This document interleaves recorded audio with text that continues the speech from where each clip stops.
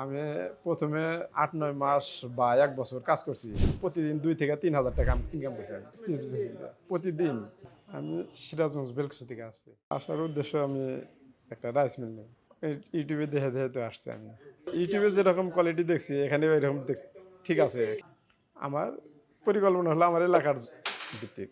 আমার এলাকা মানে অন্যান্য মেশিন আছে, এই মেশিন নাই। তাহলে আমি এটা নতুন আমি যদি নেই, আমার এলাকায় আমি নতুন।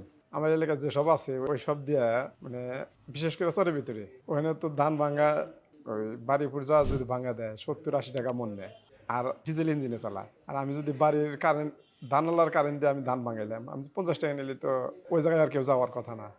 এর জন্য আমি নিতেছি। ধরেন ৭০ টাকা ৮০ টাকা মন যদি ধানওয়ালার কাছ থেকে নেয় ডিজেল ইঞ্জিন দিয়ে চালায় যারা, আর আমি যদি কারেন্ট দিয়ে চালাই কারেন্ট ৪ টাকা ৫ টাকা কারেন্ট ভরাইবো, তাহলে ৫ টাকার কারেন্ট দিয়ে সে ২০ থেকে ৩০ টাকা কম পাইলো। তাহলে আমি যদি ৫০ টাকা মন নেই ৫৫ টাকা পাইলো, অথচ হ্যাঁ বাড়িতে ভাঙাইতেছে ৮০ টাকা মন ৭০ টাকা মন। এটা তো ফ্রেশ। পার্থক্য হলো ওটাতে গুঁড়া থাকে, চাউল আর গুঁড়া একসাথে। কিছু গুঁড়া আলাদা হয়, ওই জায়গায় আবার খুদ থাকে, ওই গুঁড়ার ভিতরে খুদ থাকে আর চাউলের ভিতরে গুঁড়া থাকে। আর এই জায়গা গুঁড়া আলাদা, খুদ আলাদা, চাউল আলাদা। তারপরে চাউল হলো পালিশ করা, পরিষ্কার। আমি তো বাস্তবে এই কাজ করে দেখি নাই, ইউটিউবে যেটুকু দেখছি যদি আমি সেম কাজ পাই অন্যান্য মেশিনলা যারা আছে হ্যাগের কাছে আর কেউ যাবো না। 450 লাইন লাগে না, 220 লাইনে চলবো। এই জন্য আমি নিতেছি যে আমি আপনার বাড়িতে গেলাম, আপনার বাড়িতে আপনার কারেন্টে আপনার দান ভাঙা দিলাম, তাহলে আপনার বাড়িতে আর 450 লাইন নাই, 220 লাইন। সব বাড়িতে 220। ওই ওয়ারিং এর ক্ষেত্রে কিছু কিছু বাড়ি আছে হয়তো তার নর্মাল তার দেওয়া করছে। আমি যদি মেন সুইচের সাথে লাইন দেই, আমি নতুন, আমি তো এখন তো চালাই নাই, কিন্তু যদি চালাই যেটুকু দেখলাম